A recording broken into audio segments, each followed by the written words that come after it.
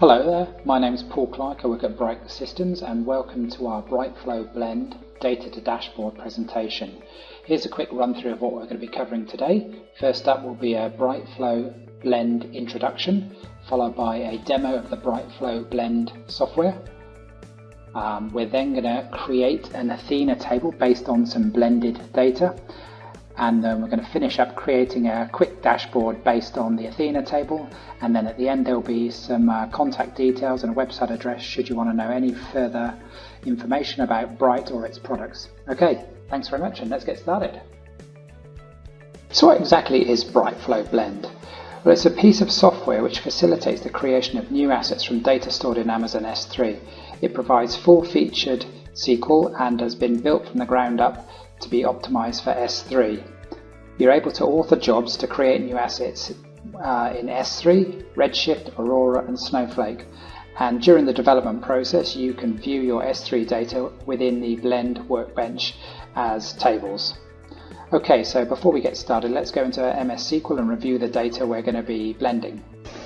Okay, the source for this data is a SQL Server Express instance running two databases, Bright MS SQL and Bright MS SQL 2.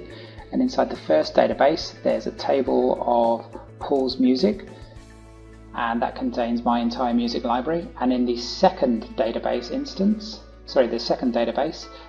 is a table which contains the top 250 albums of all time. So if we have a quick scan of the data, in the music database we find I've got nearly 19,000 tracks. We can have a quick look at the kind of sample data. We've got artist, album, track, title, year, length, size, lots of interesting details. In the albums of all time, top 250, obviously there are 250 of them. And if we have a look at the data, oops, wrong button. If we have a look at the data, we can see there are some very good albums up there. Okay, so how did the data actually get into S3 in the first place? Well, we used our other product called BryteFlow Ingest, which is a near real-time replication of data from source databases up into S3. And we've replicated two tables, Paul's music and in the second database, the top 250 albums of all time. Now these have been replicated and are sitting in S3 presently, so let's go have a quick look. Okay, let's review the data up on S3. So there's the music demo, data, and we can see we've got two folder structures, one for top 250 albums of all time and one for Paul's music. Top 250 albums of all time is zipped up in BZ2 format, and Paul's music is also zipped up in BZ2 format. Okay, we've got everything ready to go, so we're now back in BryteFlow Blend, but before we start we have to, I'll show you the connection information.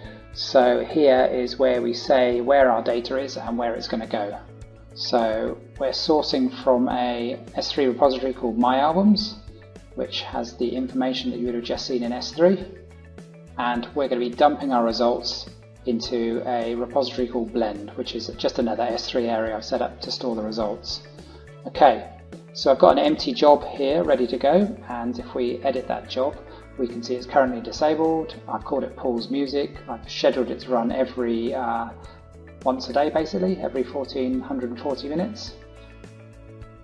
And let's get started with creating a few objects. So first of all I'm going to be joining an S3 object, which I'm going to call S3 Paul's Music.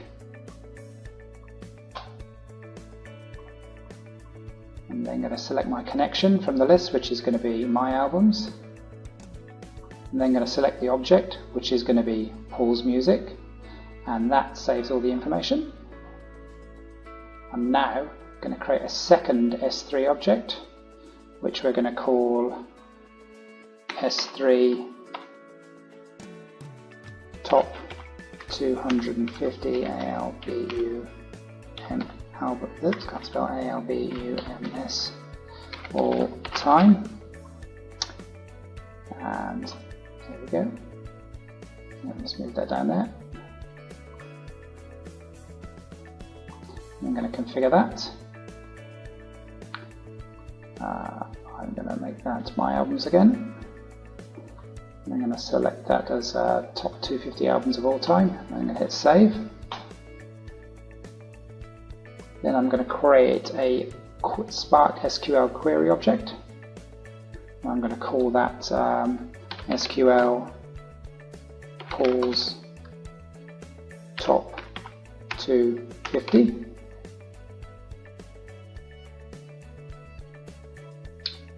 And I'm going to place that there. Now I can't be bothered to write my SQL from scratch, so I'm just going to grab it from MS SQL.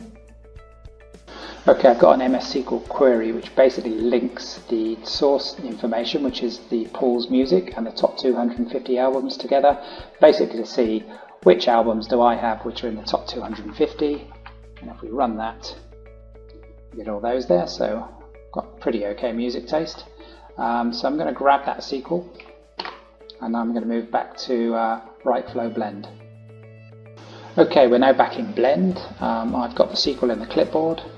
Just going to paste it in there, and basically you just got to make a couple of changes because you're just referring to a table which is called S3 underscore pools music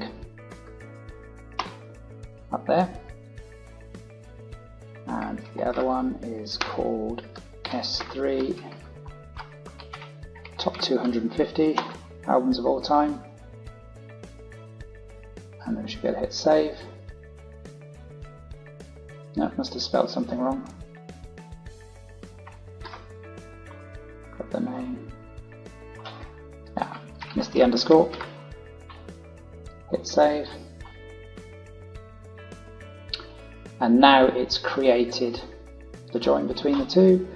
Basically, this is just how I write it. You could basically select all of your fields here and just drag them in. It's pretty simple. Oops. Get rid of that.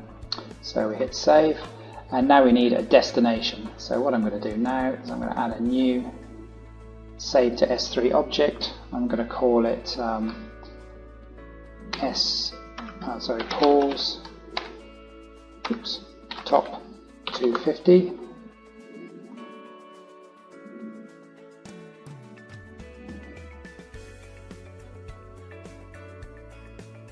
And have to configure that. So I basically say, where does the data come from? Well, it comes from the previous object, and it's now asking me where I'd like to put the destination. So I'm going to put it in Blend, and I'm going to call it pools top 250.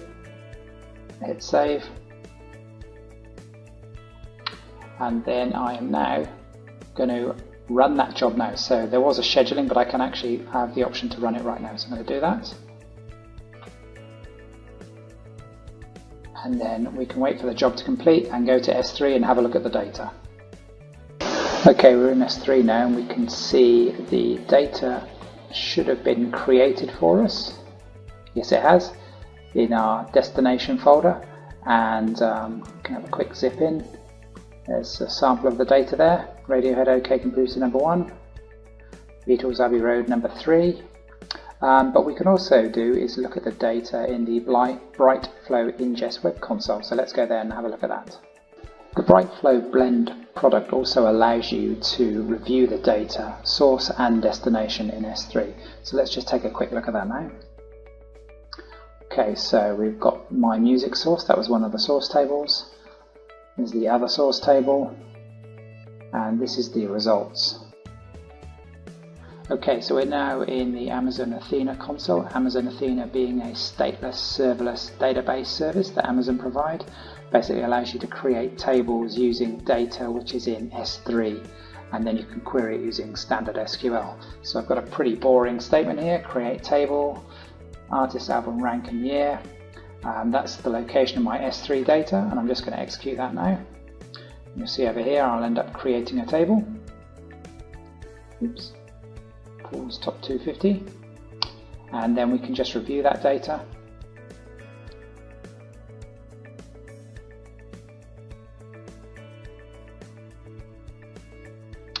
And we can see basically the same information but in a much more easily usable form. And the final thing we're going to do now is we're going to create a Tableau dashboard based on this data.